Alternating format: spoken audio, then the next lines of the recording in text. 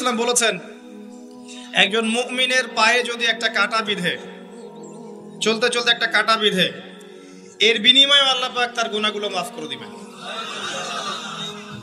তো যে বিষয়টা বলছিলাম যে আল্লাহ রাব্বুল আলামিন সূরা আরাফের 179 নম্বর আয়াতে বলেছেন যে আমি প্রচুর জিন আর মানুষকে সৃষ্টি করেছি জাহান্নামের জন্য, যার দলিল আমরা একটা হাদিস থেকে দিলাম যে উম্মতে মুহাম্মাদি 73 দলে ভাগ হয়ে যাবে, যার 72টা দলই জাহান্নামে যাচ্ছে, একটা জান্নাতে যাবে, তার মানে সংখ্যা কম হচ্ছে।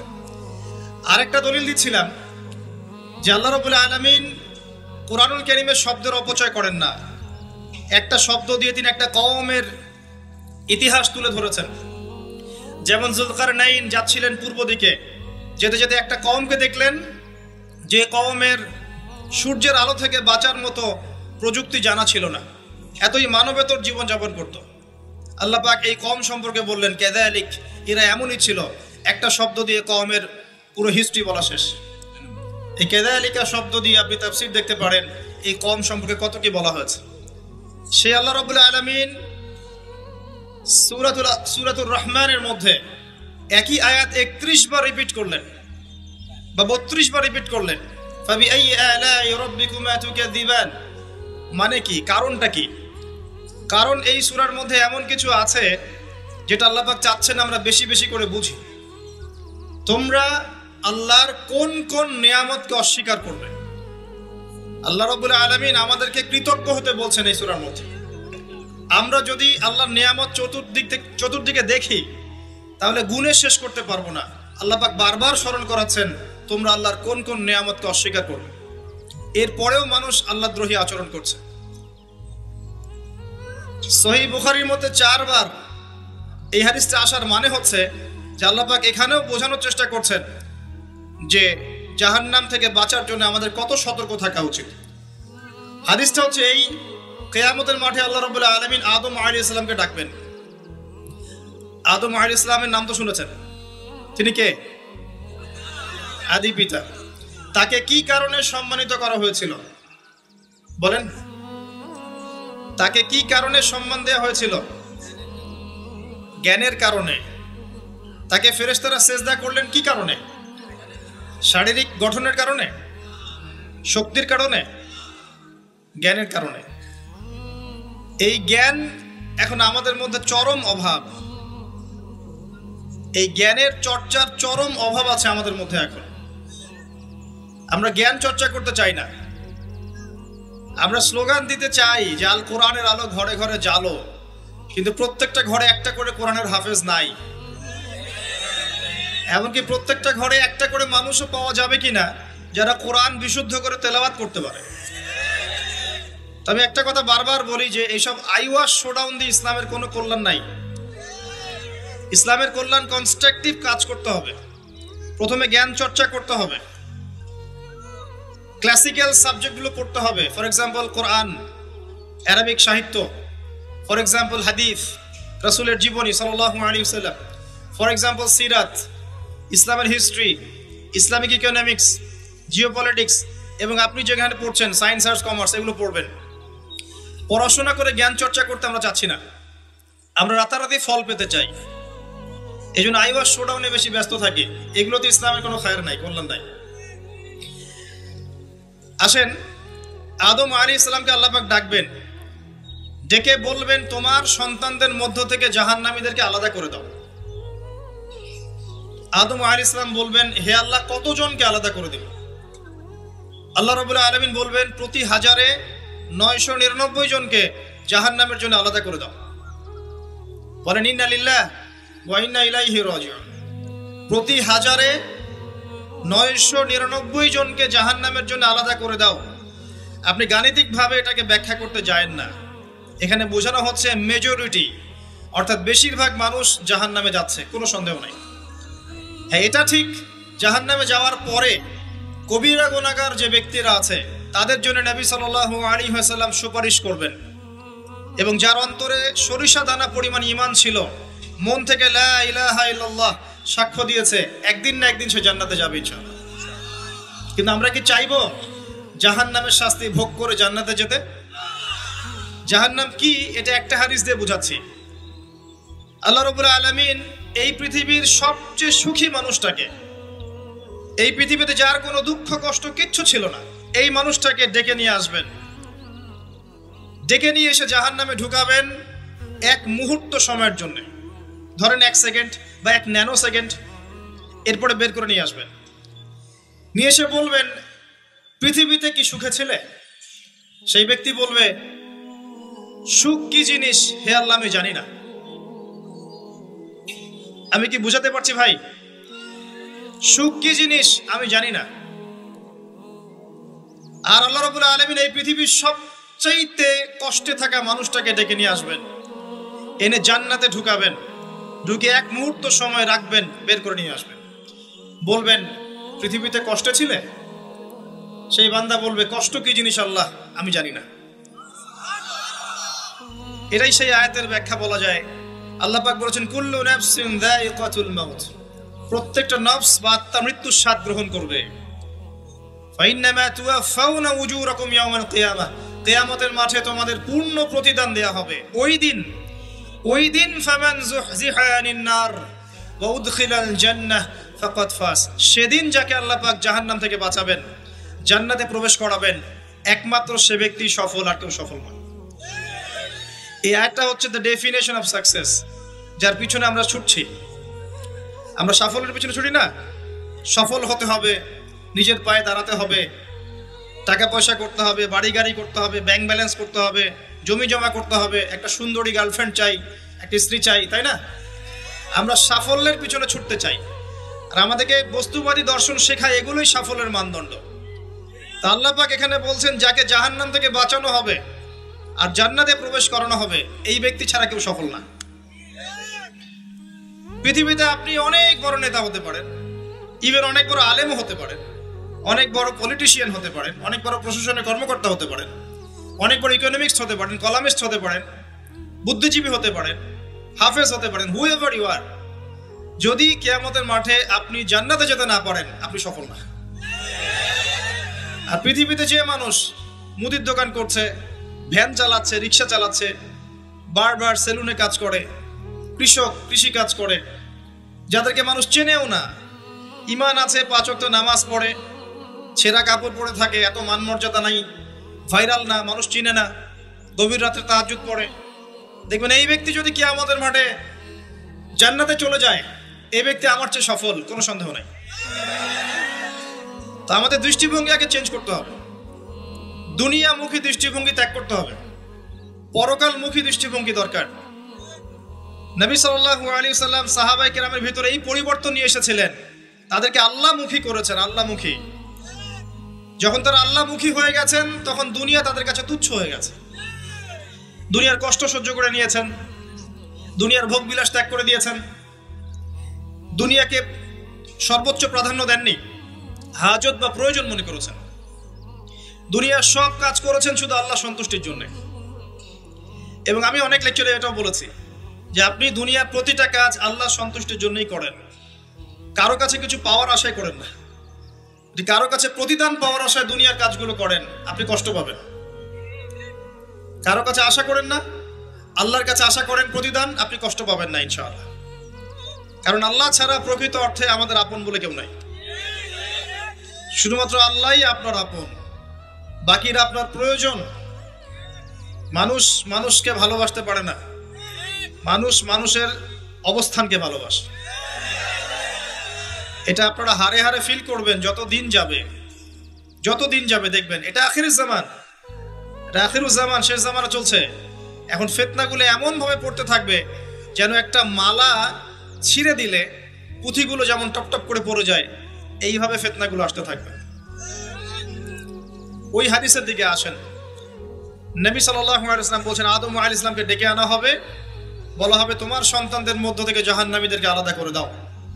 আল্লাহ পাক বলবেন প্রতি 1999 জনকে আলাদা করে দাও, একজন জান্নাতে যাচ্ছে প্রতি 1000-এ। কিন্তু listen to me very carefully, কিন্তু আল্লাহ পাক সূরা নিসা একটা কথা বলেছেন, ইন্নাল্লাহা লা ইয়াগফিরু আন ইউশরাকা বিহি ওয়া ইয়াগফিরু মা দুনা যালিকা লিমান ইয়াশা। আল্লাহ রাব্বুল আলামিন তার সাথে শিরকের গুনাহ ছাড়া অন্য যে কোনো গুনাহ যাকে ইচ্ছা মাফ করতে পারেন। যে কোনো গুনাহ, যে কোনো গুনাহ আল্লাহ পাক মাফ করতে পারেন, শিরকের গুনাহ ছাড়া।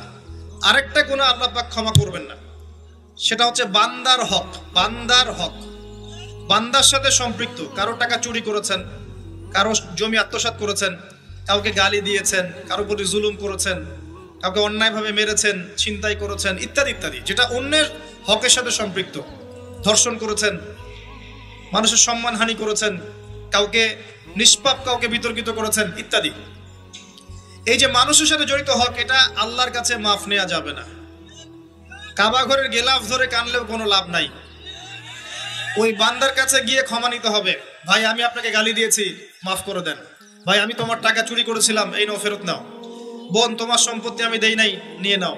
প্রতিবেশী, তোমার জমি আমি নিয়েছি, নিয়ে নাও। এটা দুনিয়াতে করতে হবে।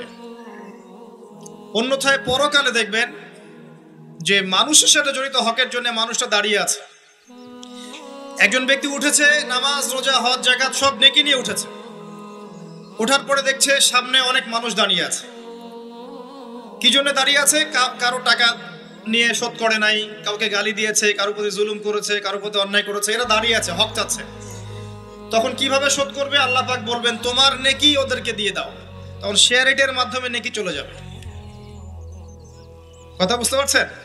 তখন আরো অত্যাধুনিক প্রযুক্তি থাকবে, নেকি কনভার্ট। আর নেকি দিতে দিতে যদি নেকি শেষ হয়ে যায়, তখন ওই ব্যক্তিদের গুনাহ তার আমল নামায় চলে আসবে। তারপর ওই ব্যক্তিরা জান্নাতে যাবে, এই ব্যক্তি জাহান্নামে যাবে। অতএব দুনিয়াতে মানুষের সাথে জড়িত কোনো হক রাখেন না। আল্লাহ পাক বলছেন, শিরকের গুনাহ ছাড়া আল্লাহ যে কোনো গুনাহ মাফ করতে পারেন। আর এই যে কুফরি এবং মানুষের সাথে জড়িত হক, আল্লাহ মাফ করবেন না। এখন আল্লাহ যদি শিরকের গুনাহ ছাড়া সব গুনাহ মাফ করতে পারেন, আর আল্লাহ পাক তো ওয়াদা করেছেন নবী সাল্লাল্লাহু আলাইহি ওয়াসাল্লামকে মেরাজের রাতে, যে তোমার উম্মতের যে কোনো ব্যক্তি যদি শিরক না করে আমার সামনে হাজির হয়, আমি তাকে মাফ করব। একটা হাদিসে কুদসির মধ্যে এটাও আছে, হে আদম সন্তান, তুমি যদি আসমান এবং জমিন সমপরিমাণ গুনাহ নিয়ে আমার সামনে দাঁড়াও, কিন্তু আমার সাথে কাউকে শরীক করনি, তাহলে আমি আল্লাহ তোমার সামনে আসমান জমিন সমান ক্ষমা নিয়ে দাঁড়াবো। আবার নবী সাল্লাল্লাহু আলাইহি ওয়াসাল্লাম সুপারিশ করবেন, যার অন্তরে এক জাররা পরিমাণ ঈমান থাকবে, তারা জান্নাতে যাবে। তাহলে কি কারণে 1999 জন মানুষ জাহান্নামে যাবে? উত্তরটা দেন দেখি। তাদের আমল নামায় কিসের পাপ থাকতে পারে? কিসের? এটা বোঝার জন্য কি পিএইচডি করার দরকার আছে? এখন দেখেন, কিছু মানুষ আছে যারা বলছে যে ঈসা ইবনে মারিয়াম আল্লাহর সন্তান। নাউজুবিল্লাহ। এটা শিরক নয়? এবং তাদের সংখ্যা পৃথিবীতে 700-800 কোটির মতো, নাকি আরো কম বেশি হবে? যারা চলে গেছে, যারা আছে এবং যারা আসবে। কিছু মানুষ বলছে ওজায়ের আলাইহিস সালাম আল্লাহর সন্তান। নাউজুবিল্লাহ। এরা হচ্ছে জিউস, যারা এখন প্যালেস্টাইন দখল করে আছে। আর এই কথা বলতে আমাদের বুকে ভয় থাকা উচিত নয় যে ওইটা আমাদের জমি, তাদের জমি নয়। ওখানকার ঘটনা হচ্ছে এমন, একটা উপমা দিয়ে বোঝানো যায়। মনে করেন আপনি আপনার ঘরে বসে আছেন, আপনার দরজায় একজন মেহমান এসেছে। মেহমান নক করছে, ঠক ঠক ঠক। ভাই, আমাকে একটু হেল্প করেন, আমি খাইনি অনেক দিন, আমার কাপড় নাই, আমার খাবার নাই, আমার থাকার জায়গা নাই, একটু আশ্রয় দেন। আপনি মাশাআল্লাহ মুসলিম, দয়া পরবশ হয়ে দরজা খুলে দিলেন, তাকে ড্রয়িং রুমে বসালেন, সুন্দর করে খাওয়ালেন, কাপড় দিলেন, রেস্ট করার জায়গা দিলেন। এবার সে সেখানে থাকতে থাকতে পরিকল্পনা করলো যে আপনাকে আপনার বাসা থেকে বের করে দিবে। একদিন আপনাকে ঘাট ধরে আপনার বাসা থেকে বের করে দিল, দিয়ে দরজার ভিতর থেকে লাগিয়ে দিল। এখন দরজার বাইরে দাঁড়িয়ে আপনি নক করছেন, আমার ঘর আমাকে ফেরত দাও, আমার ঘর আমাকে ফেরত দাও। আর এই ব্যক্তি বলছে আপনি জঙ্গি, আপনি সন্ত্রাসী। এটা হচ্ছে সবচেয়ে সেরা উদাহরণ প্যালেস্টাইন এক্সাম্পলের। তো এরা বলছে ওজায়ের আলাইহিস সালাম আল্লাহর সন্তান। একটা কথা আমি বলি, হতাশ হবেন না। ফেরাউন তার দলবল নিয়ে যখন লোহিত সাগরে ধাওয়া করছিল মুসা আলাইহিস সালামকে, আল্লাহ পাক কি করেছেন? আল্লাহ পাক সব সৈন্যকে আগে লোহিত সাগরে এনেছেন, আনার পরে মুসা আলাইহিস সালামকে পার করে দিয়েছেন। তারা যখন মাঝখানে এসেছে, তখন আল্লাহ পাক ডুবিয়ে দিয়েছে। ঠিক আছে, আল্লাহ পাক ঠিক একই কাজটা করবেন ইনশাআল্লাহ এই জেরুজালেমে ইনশাআল্লাহ তাআলা। সবাইকে এনেছেন আল্লাহ পাক পৃথিবীর বিভিন্ন জায়গা থেকে। একটা নির্দিষ্ট সময় পর্যন্ত ওরা বিশ্বকে রুল করবে সামনে, একটা নির্দিষ্ট সময় পর্যন্ত এরা বিশ্বকে শাসন করবে সামনে অচিরেই। কিন্তু এরপরে আল্লাহ রাব্বুল আলামিন ঈসা ইবনে মারইয়ামকে নামাবেন এবং তার হাতে তাদের নেতা মাসিহুদ দাজ্জাল নিহত হবে ইনশাআল্লাহ তাআলা।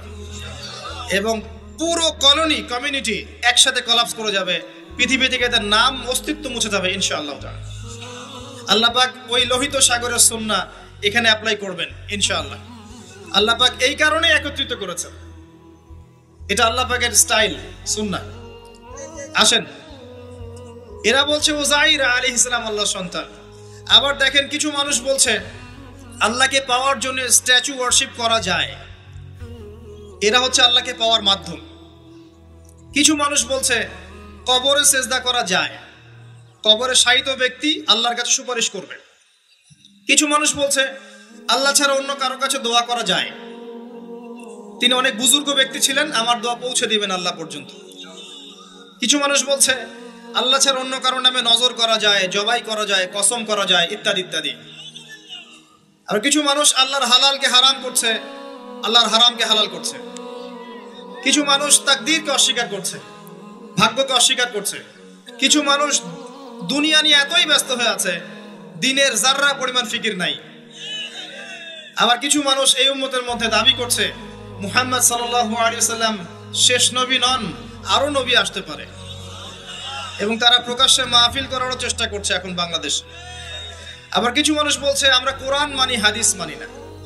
এই যতগুলো কথা আমি বললাম এর প্রত্যেকটাই হচ্ছে শিরক। এই শিরকগুলো হয় তিন ভাবে: চিন্তায় শিরক হয়, কথায় শিরক হয় এবং কাজে শিরক হয়। চিন্তা, কাজ এবং কথা, আকীদায় শিরক থাকে, আমলে শিরক থাকে, আবার কথাতেও শিরক থাকে। এই শিরকের পাপের কারণে আল্লাহ রাব্বুল আলামিন বেশিরভাগ মানুষকে জাহান্নামে দিবেন, বলেন নাউযুবিল্লাহ।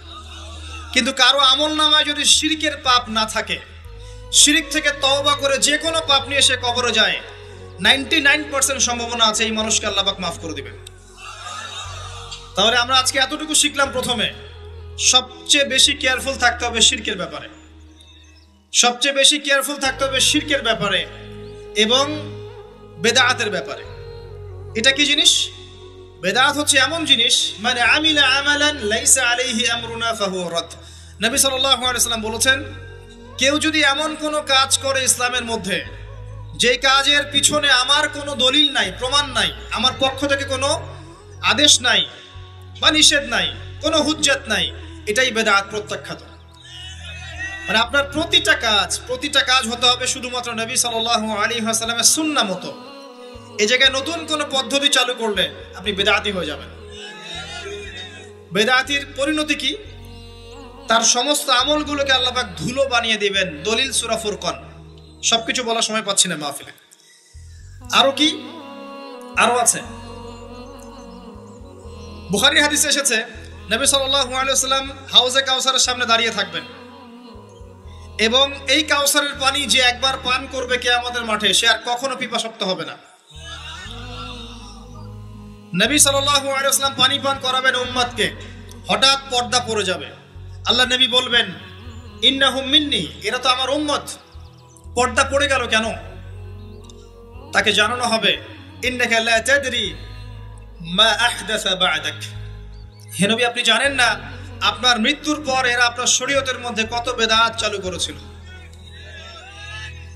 তো বেদাতীদের সম্পর্কে নবী সাল্লাল্লাহু আলাইহি ওয়াসাল্লাম বলবেন সুহকান সুহকান লিমান গায়্যারা বা'দি, দূর হও যারা আমার দ্বীনের মধ্যে সংযোজন করেছো, দূর হয়ে যাও। নবীজি অভিশাপ দিবেন, নাউযুবিল্লাহ। আরেকটা মারাত্মক বিষয় হচ্ছে বেদাত করতে থাকলে মানুষ তওবা করে না।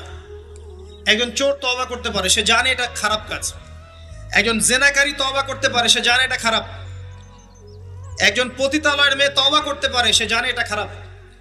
কিন্তু যে ব্যক্তি ইসলামের কাজ করছে ভালো মনে করে, সে মনে করছে এগুলো কল্যাণের কাজ, ভালো কাজ, সে কখনো তওবা করতে চাইবে না।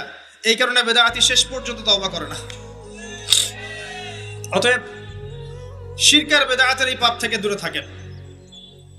এরপরে আমি সামনে যাই, আরেকটা মেজর জিনিস থেকে আমাদেরকে বেঁচে থাকতে হবে, সেটা হলো হারাম রিজিক। আজকে আমাদের রিজিকের যে সিস্টেমটা আছে এর মধ্যে বেশিরভাগ পরিবারে হারাম রিজিক ঢুকে গেছে, বলেন নাউজুবিল্লাহ।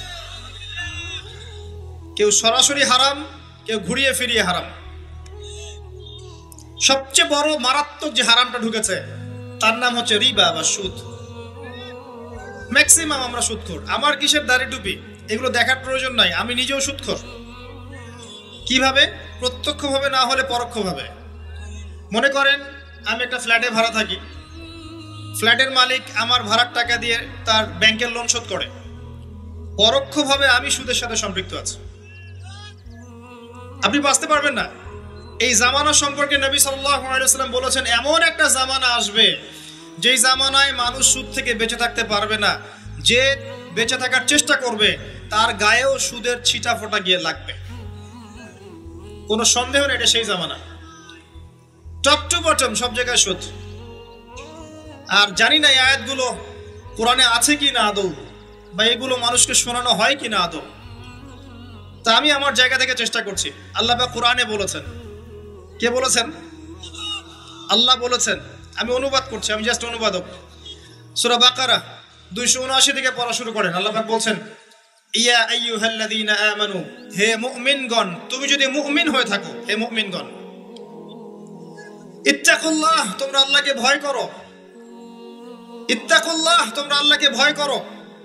ইত্তাকুল্লাহ, তোমরা আল্লাহকে ভয় করো। ওয়াযারু মা বাকিয়া মিনার রিবা, সুদের অবশিষ্ট অংশগুলো ছেড়ে দাও। ইন কুনতুম মুমিনিন, যদি প্রকৃত অর্থে মুমিন হয়ে থাকো।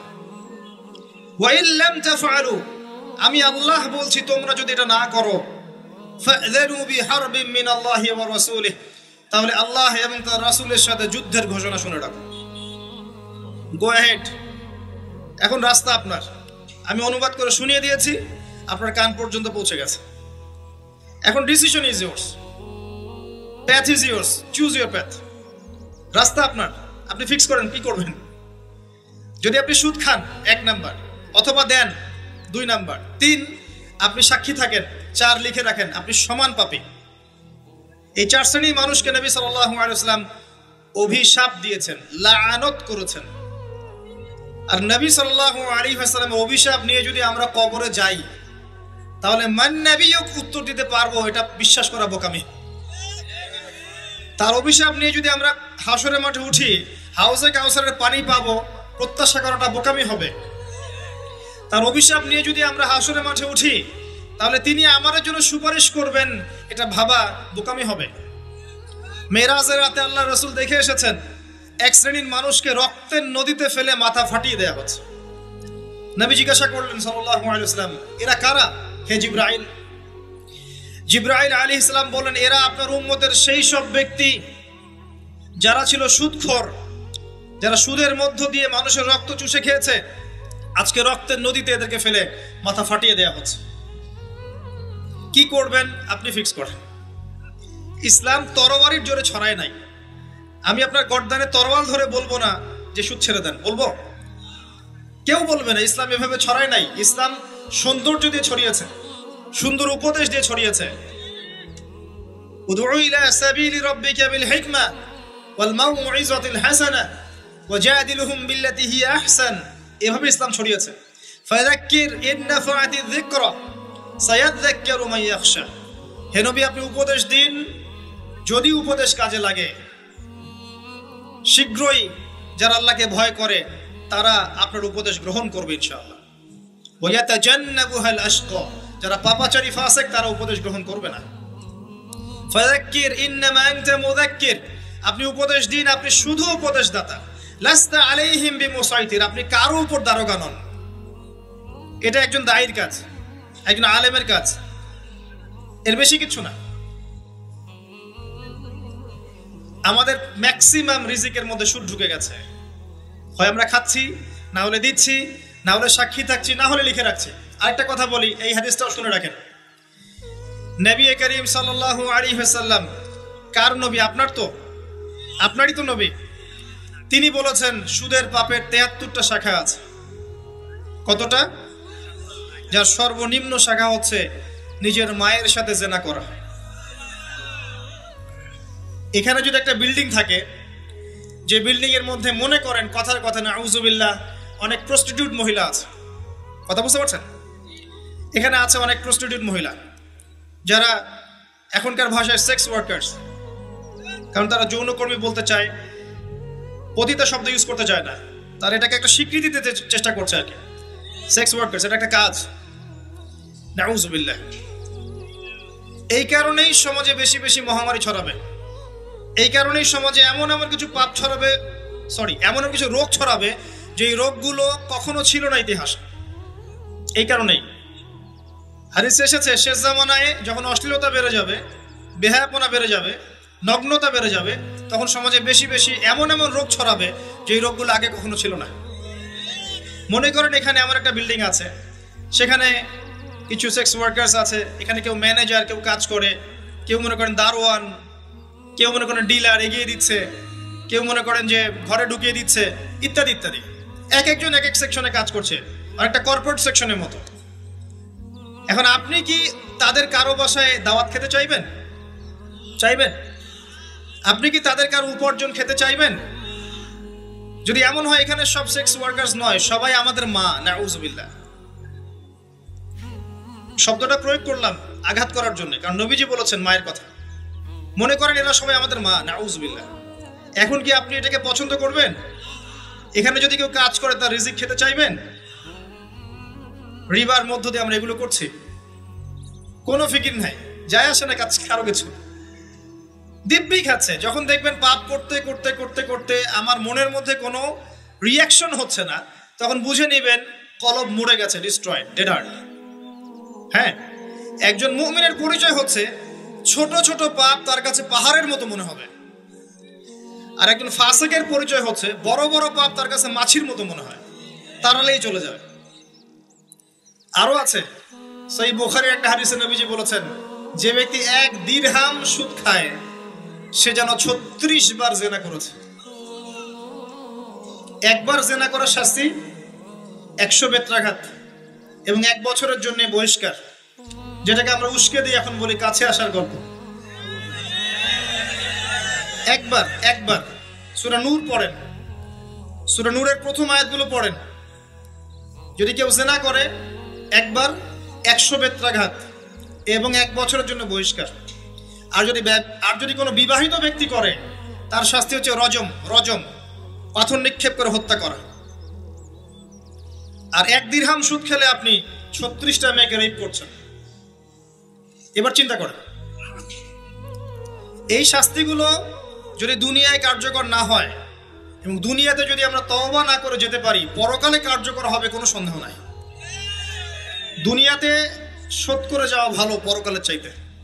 অতএব আল্লাহর ওয়াস্তে আমি হাত জোর করে রিকোয়েস্ট করছি, আল্লাহর ওয়াস্তে সুদ ছেড়ে দেন।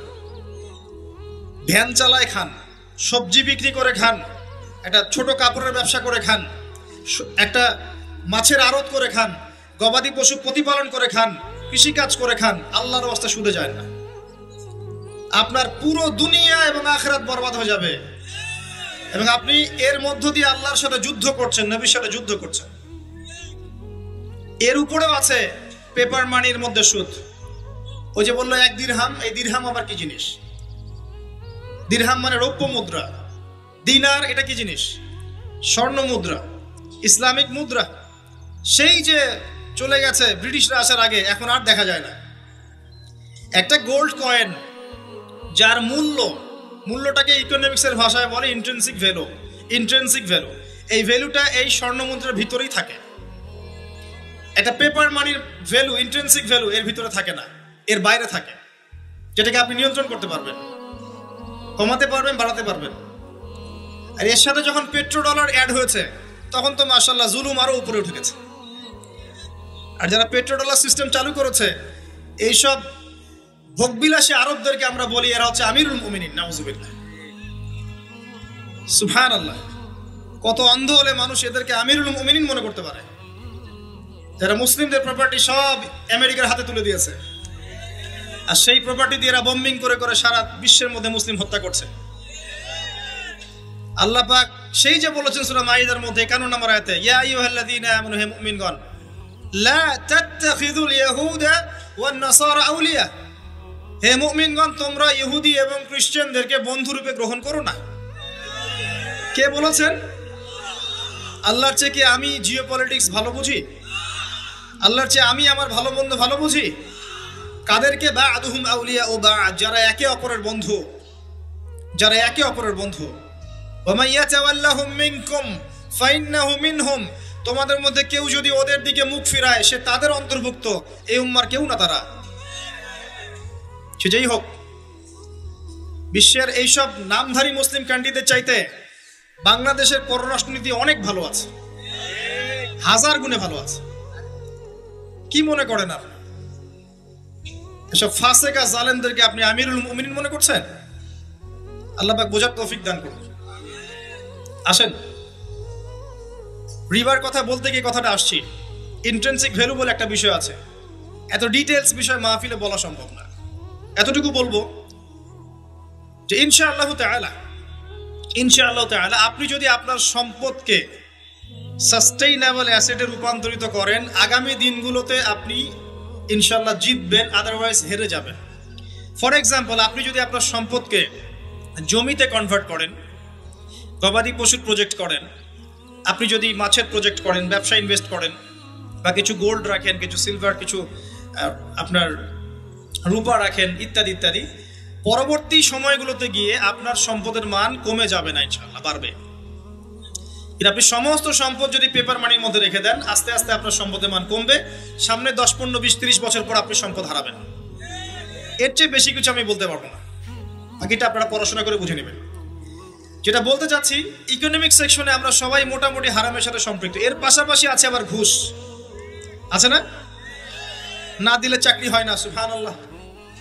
আবার অনেক আলেম ফতোয়া দিচ্ছে এখন, তুমি যদি যোগ্য হয়ে থাকো কিন্তু তোমাকে জব দিচ্ছে না, তাহলে তোমার জন্য ঘুষ দেওয়া যায়। সুবহানাল্লাহ, কত ঘুরিয়ে ফিরিয়ে জায়েজ করছি আমরা, আল্লাহ ভালো জানেন। যে নিবে আর যে দিবে সমান অপরাধী দুইজন। একজন ব্যক্তি মাদক দ্রব্য সেবন করে, আরেকজন ব্যক্তি মাদক উৎপাদন করে, কেউ সেল করে, কেউ ডিস্ট্রিবিউট করে, সবাই অপরাধী না? এরপরে আবার আছে দেখবেন অন্যের সম্পদ আত্মসাৎ করা, দুর্নীতি করছি, অন্যের সম্পদ আত্মসাৎ করছি। অনেক সময় দিনের লেবাজেই, ধার্মিকতার লেবাজেই মানুষের সম্পদ লুটে পড়ে খাচ্ছে। কত মাজার কাছে যায় দেখেন মানুষের সম্পদ কিভাবে লুটে খাচ্ছে, আল্লাহ ভালো জানে। ওখানে যত মোমবাতি জমা পড়ে, এগুলো বিক্রি করলে মনে একটা পদ্মা সেতু হবে, আল্লাহ ভালো জানে। বেশি বলে ফেলাইছে মনে হয়। যাই হোক, এমন অনেক জায়গা আছে গরু ছাগল দিচ্ছে, মাশাআল্লাহ মানতের টাকা দিচ্ছে। এই যে কয়দিন আগে দেখলাম একটা চ্যানেলেই দেখলাম, দান বাক্স খুলেছে, কোটি কোটি টাকা বের হচ্ছে ওখান থেকে। জি, আমি মনে করতে পারছি না, বাট আমি দেখেছিলাম। তো না, ঠিক আছে, মসজিদে টাকা দিতে পারে মানুষ, সমস্যা নাই। আমি বলছি এমন জায়গা যেখানে আল্লাহর সাথে শিরক হচ্ছে। বিষয়টা হচ্ছে আমরা ধর্মের লেবাজে অনেক সময় মানুষের সম্পদ লুটে পড়ে খাচ্ছি না? অনেক মুসলিম আছে যারা বোনের সম্পত্তির অধিকার দেয় নাই, আল্লাহর রাস্তায় সময় দিয়ে আসে, চিল্লা দিয়ে আসে, বলছে যে আমার বোন তো আমাকে সম্পত্তি দান করে দিয়েছে, মাশাআল্লাহ। তার মানে কেমনে দান করছে ভাই? তো বলে আমি ওকে বলছি তুই যদি আমাকে দিস তো সওয়াব হবে। তো দিয়ে দিচ্ছে, মাশাআল্লাহ। তা বললাম যে আপনি মরার আগে ওটা তাকে সওয়াবের আশা দিয়ে দিন, এই অবস্থায় মরেন না। আমরা অনেক সময় ধর্মের লেবাজেও মানুষের সম্পদ আত্মসাৎ করি, কোনো সন্দেহ নাই। আল্লাহ পাক আমাদেরকেও হেফাজত করুন, আমিন। এক কথায় বলতে চাই প্রিয় ভাইয়েরা, পরিবারের মধ্যে হারাম রিজিককে ঢুকতে দিয়েন না। হারাম রিজিক ঢুকলে পরে আপনার ইবাদত কবুল হবে না। আপনি ছোটখাটো কিছু করেন, হালাল রিজিক খান, অল্পতে আল্লাহ পাক সন্তুষ্ট হয়ে যাবেন ইনশাআল্লাহ তাআলা। আল্লাহ পাক তো বেশি কিছু চান না আমাদের কাছে। আল্লাহ পাক কি চান? আমরা তাকে ভালোবাসি, আমরা তার জন্য আমাদের ইবাদতগুলো ঢেলে দেই, তার সাথে শিরক না করি, তার নবীর সুন্নাহ মতো চলি, একটু হালাল খাই, একটু পর্দা করি, বাচ্চা কাচ্চাদেরকে ইসলামী আদর্শে বড় করি, পরিবারের আদর্শটা একটু ঠিক করি। এত বেশি কিছু কি আল্লাহ পাক চান আমাদের কাছে? আল্লাহ পাক কি আমাদের কলার ধরে জিজ্ঞাসা করবেন দুনিয়াতে ইসলামী খেলাফত কায়েম করে আসো নাই কেন? বলবেন? বলবেন না, এটা বলবেন না আল্লাহ পাক আমাদেরকে। কিন্তু যাকে আল্লাহ পাক ওই ক্ষমতা দিয়েছেন তাকে বলবেন তোমাকে ক্ষমতা দিয়েছিলাম, তুমি কেন করো নাই? কথা বুঝতে পারছেন? সবার জন্য সবকিছু না, আমরা সাধারণ মানুষ, সাধারণ মানুষের জন্য সাধারণ কাজগুলো যথেষ্ট। একটু পড়াশোনা করেন, আল্লাহ পাক তৌফিক দান করুন, একটু আমল করেন, একটু পর্দা করেন, একটু হালাল খান, তাওহীদে থাকেন, সুন্নতে থাকেন, নবীর মতো লাইফ কাটান, 5 ওয়াক্ত নামাজ পড়েন, সামর্থ্য হলে যাকাত দেন, রমজান মাসে রোজা রাখেন, সামর্থ্য হলে হজ করেন, ইনশাল্লাহ আপনি জান্নাতি। একটা হাদিস আমি পড়েছি ফয়জুল কালাম বইয়ের মধ্যে, মাদ্রাসায় পড়ানো হয়, ক্লাসিক্যাল একটা বই, সবাই কিনতে পারেন। ফয়জুল কালাম অত্যন্ত চমৎকার হাদিসের একটা বই। এর মধ্যে একটা হাদিস আছে যেটা পড়ে শান্তি লাগে, মনে হয় যে না আশা আছে পরকালে বাঁচার। সেটা হচ্ছে নবী সাল্লাল্লাহু আলাইহি ওয়াসাল্লাম সাহাবীদেরকে বলছেন যে তোমরা সাহাবীরা এমন একটা যুগে বাস করছো যেই যুগে ইসলামের 10% কেউ যদি ছেড়ে দেয় সে ধ্বংস হয়ে যাবে। কথা বুঝতে পারছেন? সাহাবীদেরকে নবীজি বলছেন তোমরা এমন একটা যুগে বাস করছো যেই যুগে যদি ইসলামের 10% 1/10 কেউ ছেড়ে দেয় সে ধ্বংস হয়ে যাবে। কিন্তু তোমাদের পরে এমন একটা যুগ আসবে যেই যুগে মানুষরা যদি ইসলামের 10% ধরে রাখতে পারে সফল হয়ে যাবে। এটা সেই যুগ না? আপনার এই যুগে প্রতিটা সেক্টরেই ফিতনা। আপনার ধর্মে দেখবেন তাওহীদের মধ্যে শিরক, সুন্নতের মধ্যে বেদাত, আলেমদের মধ্যে বিভক্তি, কাদা ছোড়াছড়ি, গালাগালি, হিংসা বিদ্বেষ, পরশ্রী কাতরতা, কত কি দেখতে পাচ্ছেন। আপনি ধর্মের মধ্যে শিরক দেখছেন, বেদাত দেখছেন, অর্থনীতিতে হারাম দেখছেন, পরিবারের মধ্যে বস্তুবাদিতা দেখছেন, কি দেখছেন না? সমাজের মধ্যে জেনা দেখছেন, পর্নোগ্রাফি দেখছেন, ফ্রি মিক্সিং দেখছেন, ফ্যামিনিস্ট রেভলিউশন দেখছেন, নগ্নতা দেখছেন, কি দেখছেন না? অর্থনৈতিক জীবনে আপনি এগুলো দেখছেন, বৈশ্বিক জীবনে আপনি মারামারি, কাটাকাটি, রাহাজানি দেখছেন, হত্যা, রক্তপাত দেখছেন। কোন যুগে বসে আছেন আপনি? এই যুগে আপনি 10% আমল করেন, জান্নাতি হয়ে যাবেন ইনশাআল্লাহ। আল্লাহ পাক তৌফিক দান করুন, কবুল করুন। একটা বিষয় হচ্ছে আমল করা, একটা বিষয় হচ্ছে আকীদা পোষণ করা। আমি যদি আকীদা পোষণ করি যে ইসলামের মধ্যে, কোরআন এবং সুন্নাহর মধ্যে প্রতিটা বিষয়ের সমাধান আছে, এটা যদি আপনি বিশ্বাস করেন, এরপরে অল্প আমল করেন, কোনো সমস্যা নেই ইনশাআল্লাহ। কারণ আপনার আকীদা ঠিক আছে। আপনি আমল করতে পারেন নাই কিন্তু আকীদা ঠিক ছিল। আপনি মেনে নিয়েছেন লা ইলাহা ইল্লাল্লাহ, কোনো ইলাহ নেই আল্লাহ ছাড়া, মুহাম্মাদুর রাসূলুল্লাহ, কোরআন হুজ্জাতুল্লাহ, কোরআন আল্লাহর হুজ্জা, সুন্নাহ তরিকাতুন নবী, এটা আল্লাহর নবীর তরিকা। এগুলোর মধ্যে সবকিছুর সমাধান আছে, এটা আপনি মেনে নিয়েছেন মন থেকে। এবার আমল করতে গিয়ে আপনি পারছেন না। নামাজ পড়ছেন 5 ওয়াক্ত, হয়তো পরিবারটা ঠিক মতো করতে পারছেন না, চেষ্টা করছেন, হালালে থাকার চেষ্টা করছেন, কখনো কখনো হারাম ঢুকে যাচ্ছে, আপনি চেষ্টা চালিয়ে যাচ্ছেন ক্রমবর্ধমান ভাবে, কিন্তু আপনি আকীদা রাখেন এটাই চূড়ান্ত, এটাই সঠিক, ইনশাআল্লাহ আল্লাহ পাক আপনার সব গুনাহ মাফ করে দিবেন। আরেকজন ব্যক্তি আকীদাই রাখে না, সে মনে করে ইসলাম ওই যুগে চলতে, ওই যুগে চলে না। সে মনে করে কোরআন এবং সুন্নাহ সবকিছু নাই, আমার মস্তিষ্ক প্রসূত বুদ্ধি সবকিছু। কেউ মনে করে সায়েন্সই সবকিছু, কেউ মনে করে মানব রচিত বিধানই সবকিছু। কেউ যদি এগুলোকে চূড়ান্ত মনে করে তখন আমল আর কাজে আসবে না। এই বাতিল আকীদা নিয়ে বেশি বেশি আমল করেও লাভ নাই। আকীদা আগে স্পষ্ট করতে হয়, পরিষ্কার করতে হয়। আল্লাহ পাক আমাদেরকে পরিচ্ছন্ন আকীদা দান করুন, আমিন। রিজিকের ব্যাপারে প্রিয় ভাইরা সচেতন হয়ে যান। এরপরে চলে আসেন একটা মৌলিক জায়গায় আসবো, ফ্যামিলি। এখানে মা বোনরা আছেন, এখানে অনেক যুব সমাজের তরুণ তরুণীরা আছে, আমাদের পিতৃস্নেহ পিতৃমহ অনেক আমাদের পিতামহরা আছেন। এটা একটা ভালো সুযোগ এই পরিবার সম্পর্কে দুটো মৌলিক কথা বলার জন্য। আমি অনেক দিন থেকে চাচ্ছিলাম এমন একটা পরিবেশ। লিসেন ভাই, আল্লাহ পাক একটা আয়াতে বলেছেন, সূরা তাহরিম আয়াত নাম্বার 6, ইয়া আইয়ুহাল্লাযীনা আমানু, হে মুমিনগণ, কু আনফুসাকুম, নিজে জাহান্নামের আগুন থেকে বাঁচো, ওয়া আহলিকুম নারা, তোমার পরিবার বর্গকে বাঁচাও, আলাইহা মালাইকাতুন গিলাজুন শিদাদ, যেই জাহান্নামে কঠোর মনের ফেরেশতা আছেন, লা ইয়াসুনাল্লাহা মা আমারহুম ওয়া ইয়াফআলুনা মা ইউমারুন, আল্লাহ পাক তাদেরকে যে আদেশ করেন সে আদেশ পালনে তারা বিন্দু মাত্র ভূক্ষেপ করে না, মানে বিন্দু মাত্র গাফেলতি করে না। আল্লাহ পাক ভয় দেখাচ্ছেন জাহান্নামে এমন ফেরেশতা আছেন, আল্লাহ যা আদেশ করবেন তাই করবে। এই জাহান্নাম থেকে নিজে বাঁচো, পরিবার বর্গকে বাঁচাও। নিজে বাঁচবো কিভাবে? আমি বলে দিয়েছি কিভাবে। আপনি জ্ঞান অর্জন করবেন, আমল করবেন, হালাল খাবেন, তাওহীদে থাকবেন, সুন্নতে থাকবেন, ইনশাল্লাহ বেঁচে যাবেন। পরিবার বর্গকে বাঁচাবেন কিভাবে? আসেন শুরু করি শুরু থেকে। শুরুটা হবে আপনার বিয়ে দিয়ে।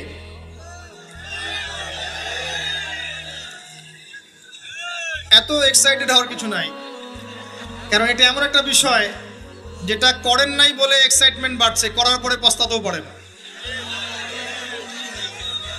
এটা এমনই দিল্লি কা লাড্ডু, যে খাবে সেও পস্তাবে, যে খাবে না সে বেচারাও পস্তাবে। তবে আপনারা খেয়ে পস্তান আলহামদুলিল্লাহ। এমনভাবে শুরু করেন না পরিবারটা যে আপনি একজন তরুণী, আপনি একজন তরুণ বিয়ে করছেন, বিয়ের সময়ে দিনদারিতা বাদ দিয়ে অন্য কিছু দেখতে যায় না। যদিও বা অর্থ সম্পদ, বংশমর্যাদা, সৌন্দর্যের কথা হাদিসে এসেছে, হাদিসটা এমন নয় যে তোমরা 4টা গুণ দেখেই বিয়ে করো, এমন নয়। হাদিসটা এমন নয়, অনুবাদটা অনেকেই ভুল করে। হাদিসে বলা হয়নি কখনো 4টা গুণ দেখেই বিয়ে করো, এটা নয়। বরং বলা হয়েছে 4টা গুণ দেখে বিয়ে করা হয়। কথা কি বুঝতে পারছেন? কেউ এটা দেখে, কেউ এটা দেখে। তোমরা দিনদারিতা দেখো, না হলে তোমাদের হাত ধুলোয় ধূসরিত হবে। হাদিসটা এমন। এক্ষেত্রে কি আমরা বলবো, প্রথমত বিয়েটাকে সহজ করে দেন। বিয়েটাকে সহজ না করলে সমাজে জেনা বাড়তে থাকবে, এবং জেনা বাড়ার কারণ আছে।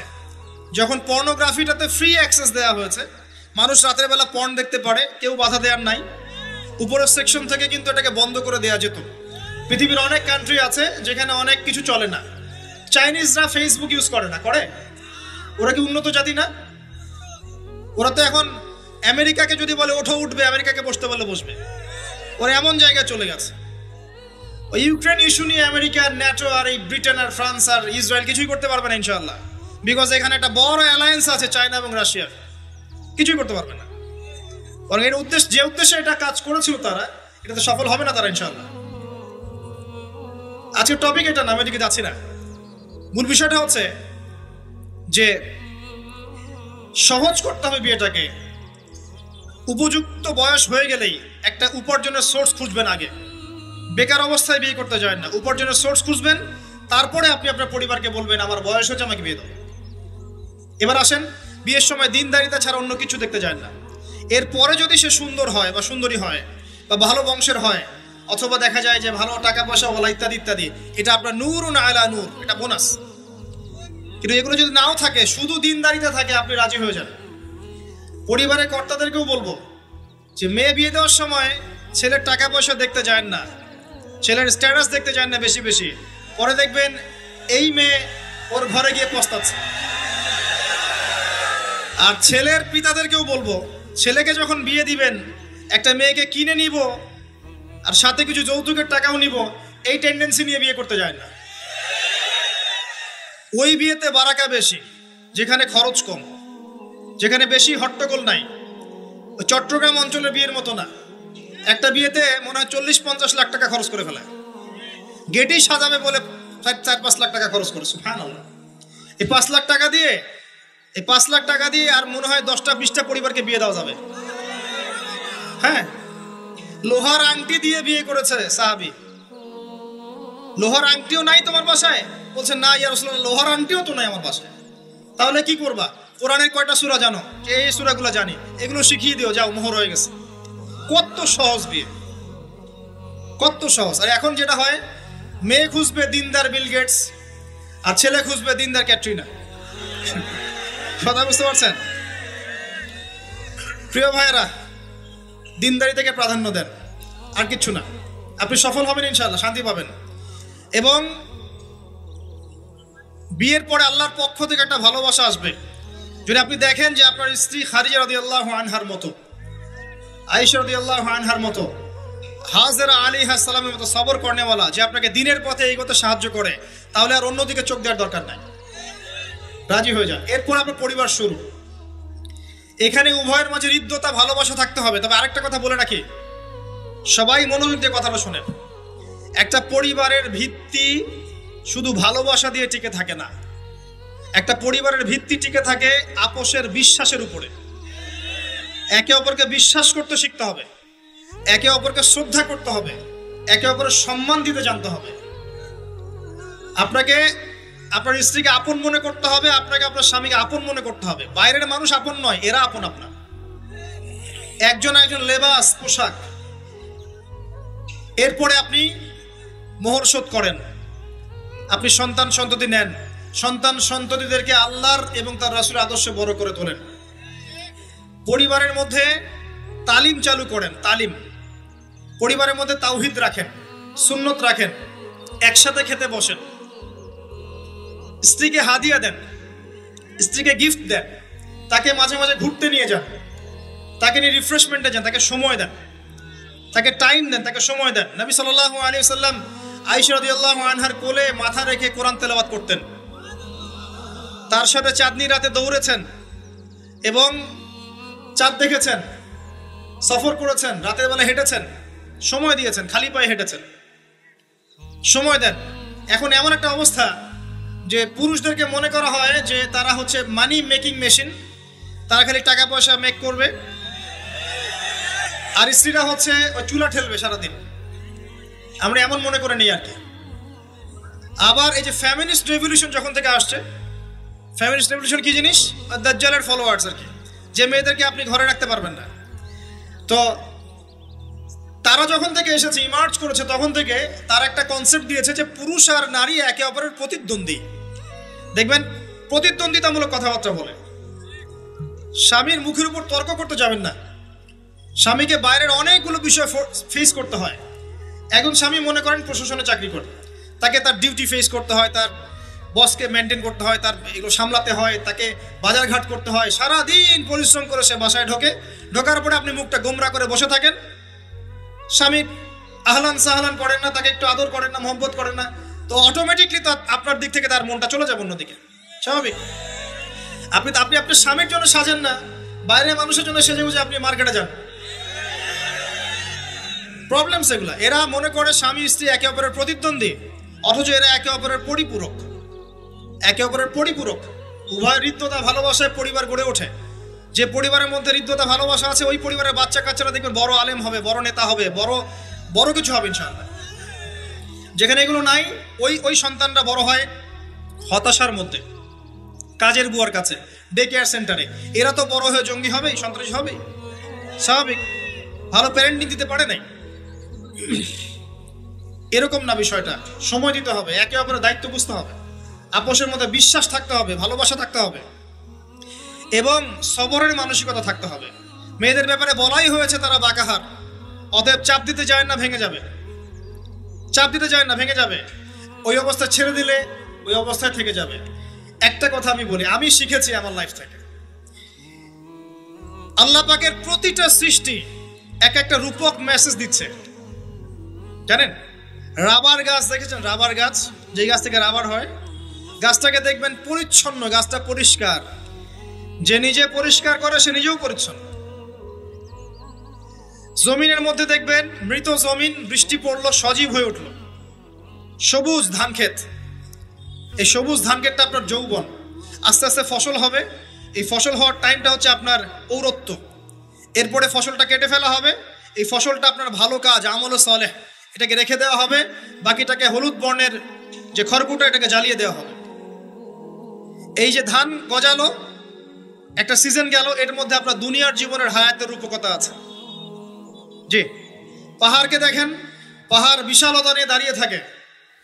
ওর গায়ে যতই ঢিল মারেন, লাথি মারেন, সমালোচনা করেন, সে নড়বে না তার জায়গা থেকে। থাকবে, সে ওর জায়গায় স্টিল থাকবে, কিন্তু সে শান্ত থাকে, সে চিল্লাফাল্লা করে না। তাই যারা সাহসী, বীর, তারা বেশি কথা বলে না, শান্ত থাকে। যারা পাহাড়ের মতো দৃঢ়, ওরা বেশি কথা বলে না। সাগরকে দেখেন, বিশাল সাগর। কক্সবাজারে যান, সাগরকে বিশাল সাগর গর্জন করছে, ভিতরে অনেক সম্পদ, অনেক মাখলুক আছে। আপনি সামনে গিয়ে দাঁড়ান, বিনয়ের সাথে আপনার পা ধুয়ে দিবে, কোনো অহংকার করবে না। প্রতিটা সৃষ্টি আল্লাহ পাকের এক একটা মেসেজ দেয়। ঠিক মেয়ে মানুষও একটা মেসেজ দেয়। কি মেসেজ? আল্লাহ পাক মানুষকে সবচেয়ে সুন্দর করে সৃষ্টি করেছেন, আর মানুষের মধ্যে মেয়েদেরকে সবচেয়ে বেশি সুন্দর করে সৃষ্টি করেছেন। আল্লাহ পাকের সবচেয়ে সুন্দর সৃষ্টি হচ্ছে মেয়েরা, এবং তারা খুব নরম হয়, নরম, প্রজাপতি ধরার মতো। প্রজাপতিকে ধাপ করে ধরতে পারবেন না আপনি। শক্ত করে ধরতে গেলে প্রজাপতি নষ্ট হয়ে যাবে, মরে যাবে। প্রজাপতিকে কোমল ভাবে ধরতে হবে। ঠিক মেয়েদের সামনেও আপনার কোমল থাকতে হবে। বেশি হার্ড হতে যাবেন, শেষ। আমি আপনার গার্লফ্রেন্ডের সামনে কোমল হতে বলি নাই, আপনার ওয়াইফের সামনে হতে বলেছি। কোমল থাকলে আপনি জিতে যাবেন। দেখবেন দুনিয়ার চিল্লা ফাল্লা করছে আপনার বাসায়, আপনি চুপচাপ আছেন পাহাড়ের মতো, কোমল আছেন। 5 মিনিট পর দেখবেন নিজেই ঠান্ডা হয়ে এসে বলছে আচ্ছা সরি, ভুল হয়ে গেছে। আর যদি আপনি চিল্লা ফাল্লার কাউন্টার দিতে যান, তাহলে দেখবেন সুটকেস গোছানো শেষ, বাবার বাড়ি চলে গেছে। ডিল করা খুব ডিফিকাল্ট। এখানে আপনাকে খুবই সবরের পরিচয় দিতে হবে। আল্লাহ পাক বোঝার তৌফিক দান করুন। আর আমরা মা বোনদেরকে রিকোয়েস্ট করব, 4টা মূলনীতি মেনে কাপড় চোপড় পরবেন। আপনার কাপড়টা এমন হবে না যে কাপড়টা পরলেও অঙ্গ প্রত্যঙ্গ দেখা যায়, বোঝা যায়, এমন হবে না। কাপড়টা এমন হবে না এত টাইট ফিটিং যে আপনার অঙ্গের উঁচু নিচু অবয়ব বোঝা যায়, এমন হবে না। কাপড়টা এমন হবে না যেটা অমুসলিমদের পোশাক, আর কাপড়টা এমন হবে না যেটা পুরুষদের পোশাক। এই মূলনীতিগুলো মেনটেন করে কাপড় পরবেন ইনশাআল্লাহ। এছাড়াও মেয়েদের কথায় পর্দা আছে, চলনে পর্দা আছে, ওঠা বসায় পর্দা আছে। নামাজ পড়ার সময় তাদেরকে কিছুটা শালীনভাবে নামাজ পড়তে হয়। তাদের চোখের দৃষ্টির মধ্যে পর্দা আছে। এগুলো কে শিখাবে এখনকার মেয়েদেরকে? সবসময় বিজি দেখবেন নতুন কোন সিরিয়াল আসছে, নতুন কোন ফ্যাশন আসছে, নতুন কোন পার্লারে কি আসছে, কোন কাটিং আসছে, কোন নায়িকা আসলো। ওই যে বাংলাদেশে কোন এক নায়িকা আসছে, তাই নিয়ে মিডিয়াতে এমন তোলপাড়, মনে কি নাকি একটা অবস্থা। আল্লাহর কাছে তোমার কি মূল্য আছে হে? আল্লাহর কাছে তোমাদের কি মূল্য আছে? তোমরা কি 5 ওয়াক্ত নামাজ পড়ো? তোমরা কি পর্দা করো? তোমাদের মধ্যে হায়াবোধ কিছু আছে? তোমরা মানুষকে ভালো কিছু শিখাও, সমাজকে ভালো কিছু দাও, শালীন কিছু দাও। আল্লাহর কাছে তোমাদের কি মূল্য আছে? নবী সাল্লাল্লাহু আলাইহি ওয়াসাল্লাম তো জাহান্নাম দেখে সেই কথাটাই বলেছেন, আমি জাহান্নাম দেখে আসলাম, সেখানে বেশিরভাগ অধিবাসী হচ্ছে মেয়ে, নারী। কি কারণ? তারা এমন কাপড় চোপড় পরে বাইরে ঘুরতো যেই কাপড় পরেও তারা নগ্ন থাকতো। আমি কি ব্যাখ্যা করতে হবে? আপনি দেখতে পারেন না? এবং তারা স্বামীর সাথে কুফরি করত। সারা জীবন স্বামী যদি তাদের ভরণ পোষণ দেয়, ভালোবাসে, মহব্বত করে, তাদের জন্য জীবনটা ক্ষয় করে ফেলে, এক পর্যায়ে গিয়ে বলবে সারাটা জীবন তোমার কাছে কিছুই পাইলাম না। বাস্তব। এগুলোর কারণে মেয়েরা বেশি বেশি জাহান্নামে যাবে। এবং তারা মানুষ মারা গেলে মাতম করে, বুক পিঠ চাপড়ায়, এই কারণে যাবে। এবং তর্ক লাগলে অভিশাপ দেয় বেশি, এই কারণে যাবে। আল্লাহ পাক আমাদের মা বোনদেরকে হেফাজত করুন। তবে একটা হাদিস আছে সুসংবাদের। নবী সাল্লাল্লাহু আলাইহি ওয়াসাল্লাম বলেছেন, একজন নারী যদি 4টা কাজ করতে পারেন, জান্নাতের যে কোনো দরজা দিয়ে ইচ্ছা প্রবেশ করতে পারবেন। 1 নাম্বার 5 ওয়াক্ত নামাজ, 2 নাম্বার রমজান মাসে সওম, 3 নাম্বার আপনার লজ্জাস্থানের হেফাজত অর্থাৎ খাস পর্দা, এবং 4 নাম্বার আপনার স্বামীর আনুগত্য। ফ্যামিনিস্ট আকীদার মেয়ে হলে আনুগত্যকে দাসত্ব মনে করে, স্বামীর আনুগত্যকে তারা দাসত্ব মনে করে। স্বামী কে? স্বামীর সম্মান বোঝেন আপনি? স্বামী কে? যার ব্যাপারে নবী সাল্লাল্লাহু আলাইহি ওয়াসাল্লাম বলেছেন, আমি যদি আল্লাহ ছাড়া অন্য কাউকে সেজদা করতে বলতাম, তাহলে মেয়েদেরকে বলতাম তারা যেন স্বামীদেরকে সেজদা করে। আপনাকে আমি কিভাবে বুঝাবো স্বামী কে, স্বামীর মর্যাদা কোথায়? এগুলো কি ইসলাম মেয়েদেরকে ডমিনেট করছে এগুলো দিয়ে? কেন? এই স্বামী আপনার জন্য সারাটা জীবন ক্ষয় করে ফেলে। একটা চোর পর্যন্ত, একটা চোর, একটা করাপ্টেড মানুষ, দুর্নীতিগ্রস্ত মানুষ, সে চুরি করে, দুর্নীতি করে এনে বাচ্চাকে খাওয়ায়। একটা ধর্ষক পর্যন্ত ওর মেয়েকে আদর করে। পুরুষ মানুষ কি জিনিস কেমন করে বুঝবেন? সারাটা জীবন ক্ষয় করে ফেলায়। যদি আপনি তার আনুগত্য করেন, তার সামনে সুন্দর মতো থাকেন, তার কথার সাথে তর্ক না করেন, ভালোবাসা দিয়ে থাকেন, আপনার জন্য সে জীবন দিতে প্রস্তুত থাকবে। এরকম পুরুষ মানুষ। আপনাদেরকে কেউ চোখ তুলে তাকালে ওর চোখ তুলে ফেলাবে, এরকম পুরুষ মানুষ। আর এখন তো পরিস্থিতি ডিফারেন্ট। বাসায় পুরুষ বাইরের ছেলের সাথে ফোনে প্রেম হয়ে গেছে, পালায় চলে গেছে, বিয়ে করে ফেলছে। দেখবেন বাসায় স্ত্রী আছে, বাইরের মেয়ের সাথে প্রেম করে বিয়ে করা শেষ। বিয়ে করলে সমস্যা নাই, ব্যভিচার করে ফেলছে। বিয়ে সে করতেই পারে, সে যদি সমতা রক্ষা করতে পারে, সেটা তার ডিফারেন্ট ইস্যু, এটা অন্য ইস্যু। তো স্বামীর আনুগত্য আপনাকে কিভাবে বুঝাবো? এটা দাসত্ব নয়। নবী সাল্লাল্লাহু আলাইহি ওয়াসাল্লাম বলেছেন, কোনো স্বামী যদি কোনো স্ত্রীকে চায়, তার প্রয়োজনের জন্য চায়, মহব্বতের জন্য, স্ত্রী যদি চুলায় রান্না করতে থাকে, ওই রান্না ফেলে দিয়ে তাকে আসতে হবে। হাদিস। রাতের বেলা স্বামী স্ত্রী শুয়েছে, স্বামীর চাহিদা আছে, স্ত্রীর কোনো সমস্যা নাই, স্ত্রী ফিট, ইচ্ছা করেই অহেতুক স্বামীকে বলল আমি রাজি না, উল্টা পাশে মুখ করে ঘুমিয়ে গেল। আল্লাহর নবী বলছেন সারা রাত আল্লাহর পক্ষ থেকে একজন ফেরেশতা আসবে, এসে এই নারীকে অভিশাপ দিতে থাকবে। এখন এগুলো হাদিস শুনলে বলবে যে ইসলাম তো মেয়েদেরকে ছোট করছে। একজন মেয়ে তার, একজন স্বামীর কথা বলছে, স্বামী তার মেয়ে, তার স্ত্রী, তার মা, তার বোন, সবাইকে তার মিরাসের হক দিতে হয়। একজন মেয়ে তার বাবার সম্পত্তি পায়, কোনো কোনো ক্ষেত্রে তার ভাইয়ের সম্পত্তি পায়, তার স্বামীটা তো পাই, তার ছেলেরটাও পায়, নানি হলেও সম্পত্তির হক আছে। একটা মেয়েকে চতুর্দিক থেকে সিকিউর করা হয়েছে ইসলামে। তারপরেও কিছু ফ্যামিনিস্টের কারণে এরা বলবে যে মেয়েদেরকে ইসলাম ছোট করছে। হ্যাঁ, মেয়েদেরকে ইসলাম কেন ছোট করছে? কারণ পর্দা করে যে বাইরে বেরোতে বলেছে, ঢ্যাং ঢ্যাং করে নগ্ন হয়ে বেরোতে নিষেধ করেছে, এই কারণে। যদি বলে যে হ্যাঁ ইসলাম আপনাদেরকে ফ্রি মিক্সিং এর স্বাধীনতা দিচ্ছে, আপনারা সবাই ফ্রি মিক্সিং করেন, গেঞ্জি পরেন, টি শার্ট পরেন, স্যান্ডো গেঞ্জি পরে বাইরে ঘুরে বেড়ান, টাইট ফিটিং প্যান্ট পরে বাইরে ঘুরে বেড়ান, সব জায়গায় আপনারা ফ্রি মিক্সিং করেন, পর্ন দেখেন, জেনা করেন, মদ খান, ইসলাম খুব ভালো। তখন তোমাদের জন্য তো ইসলাম নয়, তোমরা জাহান্নামে যাও, আল্লাহর কি আসে যায়? ইসলাম তোমাদের জন্য নয়, তোমরা জাহান্নামে গিয়ে মরো, ইসলামের কিচ্ছু যায় আসে না। আল্লাহর ওয়াস্তে পারিবারিক আদর্শের দিকে ফোকাস করেন প্রিয় ভাই। নিজে জাহান্নামের আগুন থেকে বাঁচান, পরিবার বর্গকে বাঁচান, পরিবার বর্গকে বাঁচান। পরিবার একটা পার্ট হচ্ছে আপনার পিতামাতা। পিতামাতার সাথে খারাপ আচরণ করতে যায় না আল্লাহর ওয়াস্তে।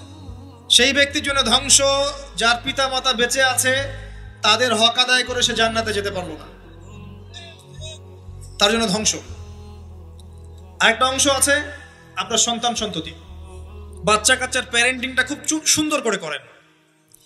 যখন আপনি স্ত্রীর সাথে মিলন করতে গিয়েছেন তখন দোয়া পড়েন, আল্লাহুম্মা বিসমিল্লাহি আল্লাহুম্মা জান্নিবনা শাইতান ওয়া জান্নিবিশ শাইতান মা রাযাকতানা।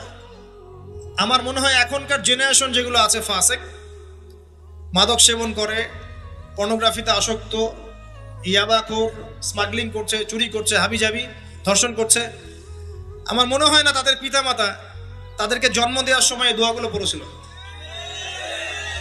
কারণ পিতামাতাকে দোয়া পড়লে ওই সন্তানকে শয়তান স্পর্শ করতে পারে না। সন্তান হবে, সন্তান ছেলে হোক মেয়ে হোক, আপনার এটা নিয়ে মন খারাপ করার কিছু নাই। একজন কন্যা সন্তানকে লালন পালন করে সৎপাত্রে পাত্রস্থ করলে এই মেয়ে পরকালে আপনার জন্য জাহান্নামের আগুন থেকে ঢাল হয়ে যাবে।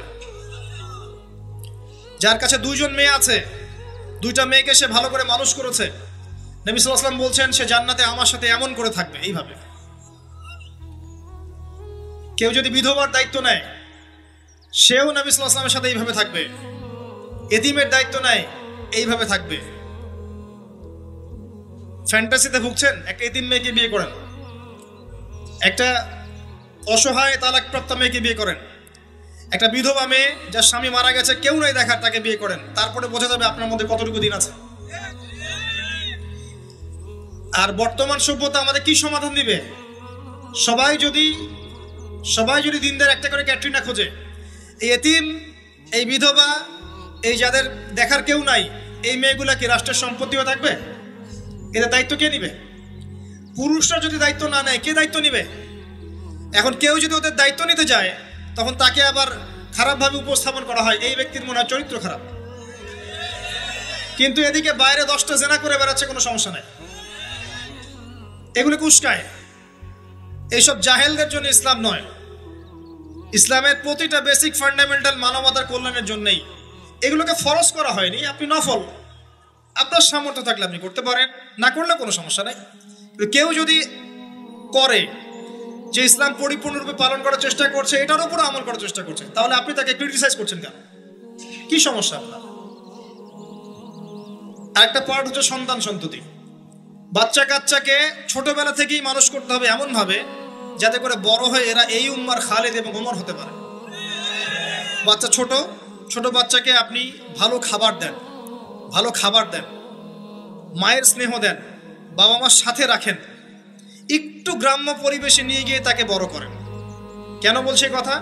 এখানে পরিবেশ সুন্দর থাকবে, সে দৌড়াবে ধুলার মধ্যে, মাঠের মধ্যে খেলবে, সুন্দর ভাষা শিখবে। এরপরে তাকে ভালো প্রতিষ্ঠানে পড়ান। প্রতিষ্ঠানটা এমন হবে যে প্রতিষ্ঠানে জেনারেল শিক্ষা, ইসলামিক শিক্ষা একসাথে দেয়া হচ্ছে, সে সব শিখবে। আমার কোরআনে হাফেজও হবে, আমার ছেলে ডক্টরও হবে ইনশাআল্লাহ। এভাবে এভাবে করে তোলেন। আধুনিক হন, মাথাটা খাটান, ব্যাকডেটেড মানসিকতা বাদ দেন। বিশ্বটা এগিয়ে গেছে, আমাদেরকে এগিয়ে যেতে হবে। একমুখী জ্ঞান দিয়ে আপনি কিচ্ছু করতে পারবেন না এই যুগে। দ্বিমুখী শিক্ষার একটা হারমোনিয়াস কম্বিনেশন দরকার।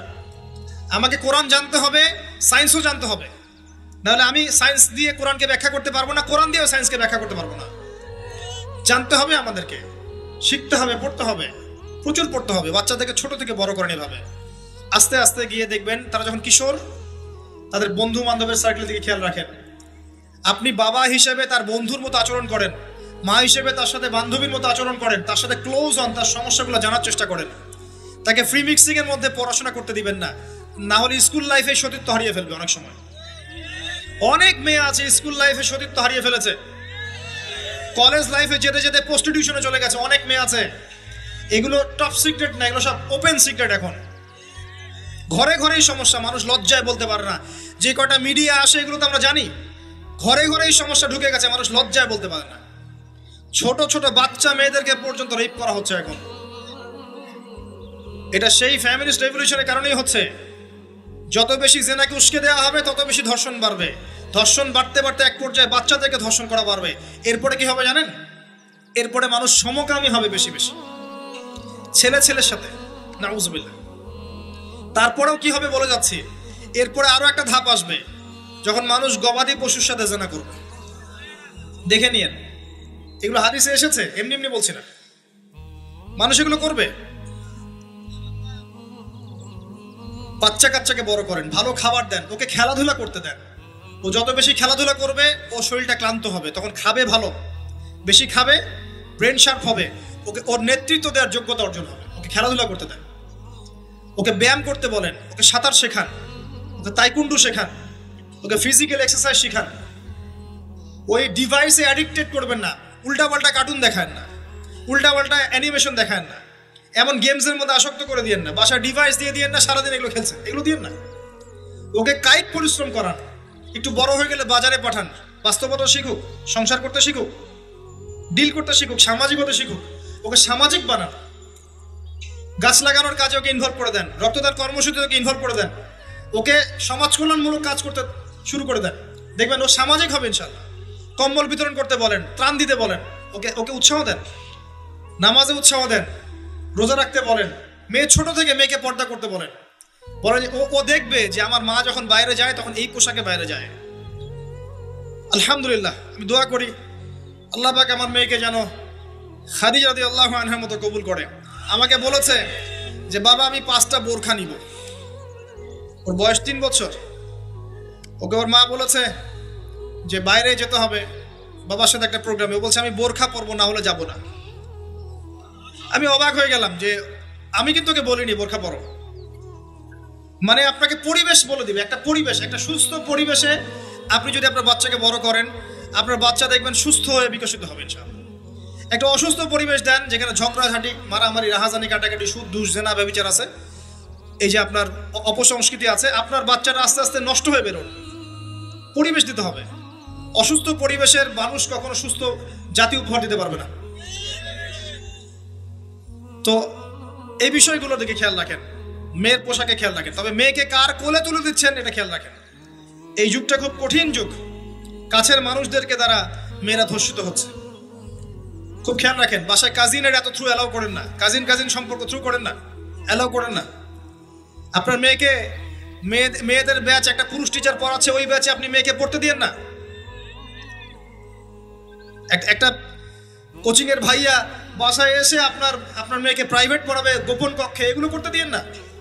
পরে আপনার মেয়ের ইজ্জত চলে গেলে আপনি হামাও করবেন, তখন আপনি অ্যাক্সেস করে দিচ্ছেন, জেনার সুযোগ দিচ্ছেন। শয়তান উস্কে দিবে, শয়তান তো চাচ্ছেই জেনা করাতে। মেয়েদেরকে মেয়েদের পরিবেশে পড়ান, ছেলে থেকে ছেলেদের পরিবেশে পড়া। ওরা বড় হোক, ম্যাচিউরড হোক, যখনই বিয়ের বয়স হয়ে যাবে দ্রুত বিয়ে দিয়ে দেন। বিয়ের পরে না পড়াশোনা করুক। বিয়ের পর পড়াশোনা করে অনেকে বড় আলেম হয়েছে, অনেকে বড় জাতির নেতাও হয়েছে। আমাদের জাতির পিতার ইতিহাস দেখেন, কত বছর বয়সে তিনি বিয়ে করেছিলেন। ইতিহাস দেখেন, একজন প্রেমময়ী নারী যদি পাশে থাকে, একজন ব্যক্তি বিশ্ব জয় করতে পারে। এই যে প্রমাণ দেখিয়ে দিয়েছে, করেন নাই? এরকম আগেকার মানুষদেরকে দেখবেন, ম্যাচিউরড হয়ে গিয়েছেন, বিয়ে করেছেন, এরপরে স্ত্রী পাশে ছিল, বিশ্বকে ডিল করেছে, নেতৃত্ব দিয়েছে। এই বিষয়গুলোতে খেয়াল রাখেন। পরিবারে হারাম ঢুকতে দিয়েন না। পরিবারটাকে ইসলামিক মূল্যবোধে গড়ে তোলেন। কু আনফুসাকুম ওয়া আহলিকুম নারা, এই হাদিসের উপর আমল করেন। আল্লাহ পাক তৌফিক দান করুন, আমিন। এরপরে বড় বিষয়গুলোতে যাবেন আপনি। আপনি ইসলামের খেদমত, ইসলামের প্রচার, ইসলামের প্রসার, Islamic association, Islamic NGO, Islamic হাবিজাবি, এগুলোর দিকে আপনি পরে যাবেন। আগে বেসিকগুলো ঠিক করবেন। এই কাজগুলো যদি আমরা করতে না পারি, তাহলে আল্লাহ পাক ওই যে বলে সূরা আরাফ 179 প্রথমে বলেছি, ওর অন্তর্ভুক্ত হয়ে যাব। তাদের পাপ কি ছিল? তারা যে বেশি বেশি জাহান্নামে গেছে, কি পাপ ছিল? 1 নাম্বার, লাহুম কুলুবুন লা ইয়াফকাহুনা বিহা, ওদের কলব ছিল, উপলব্ধি করেনি। ওয়ালাহুম আযানুন লা ইয়াসমাউনা বিহা, কান দিয়েছিলাম শোনেনি। ওয়ালাহুম আ'য়ুনুন লা ইউবসিরুনা বিহা, চোখ দিয়েছিলাম দেখেনি। উলাইকা কাল আনআম, এরা হচ্ছে গবাদি পশুর মতো। বাল হুম আদাল, বরং তার চাইতেও নিকৃষ্ট। ওয়া উলাইকা হুমুল গাফিলুন, এরা হচ্ছে গাফিল সম্প্রদায়। আল্লাহ পাক আমাদেরকে যাবতীয় গাফিলতি থেকে হেফাজত করুন, আমিন। আমরা আলোচনার শেষ প্রান্তে এসে দোয়া করছি, আল্লাহ পাক আমাদের সবাইকে শিরক মুক্ত আমল করার তৌফিক দান করুন, আমিন। নবী সাল্লাল্লাহু আলাইহি ওয়াসাল্লামের সুন্নতের উপর থাকার তৌফিক দান করুন, আমিন। আমাদের প্রত্যেকের পরিবারটাকে আদর্শ পরিবার রূপে গড়ে তুলুন, আমিন। আল্লাহ পাক আমাদের প্রত্যেক মা বোনকে পর্দা করার তৌফিক দান করুন। আমাদেরকে ইসলামিক শিক্ষায় শিক্ষিত হওয়ার তৌফিক দান করুন। আমাদেরকে এই জাগতিক শিক্ষাকে ইসলামের কল্যাণে কাজে লাগানোর তৌফিক দান করুন। আল্লাহ পাক আমাদেরকে হালাল রিজিকের ব্যবস্থা করে দিন। আল্লাহ পাক আমাদের মধ্যে যারা অসুস্থ সবাইকে শেফায়ে কামেলা দান করুন। আমাদের মধ্যে যারা মারা গেছে আল্লাহ পাক সবাইকে মাফ করে দিন। আমাদের প্রশাসনের ভাইদেরকে আল্লাহ পাক হেফাজত করুন, হেদায়েত দান করুন, যাবতীয় অন্যায় থেকে হেফাজত করুন, ন্যায় নিষ্ঠার সাথে দায়িত্ব পালন করার তৌফিক দান করুন। আমাদের ঊর্ধ্বতন কর্তৃপক্ষ যারা আছে, গভর্নমেন্টে যারা আছে, সবাইকে আল্লাহ পাক হেদায়েত দান করুন। আল্লাহ পাক তাদের দ্বারা দ্বীন ইসলামের খেদমত কবুল করুন। আমরা মাহফিল কমিটির পক্ষ থেকে আপনাদের শুকরিয়া আদায় করছি।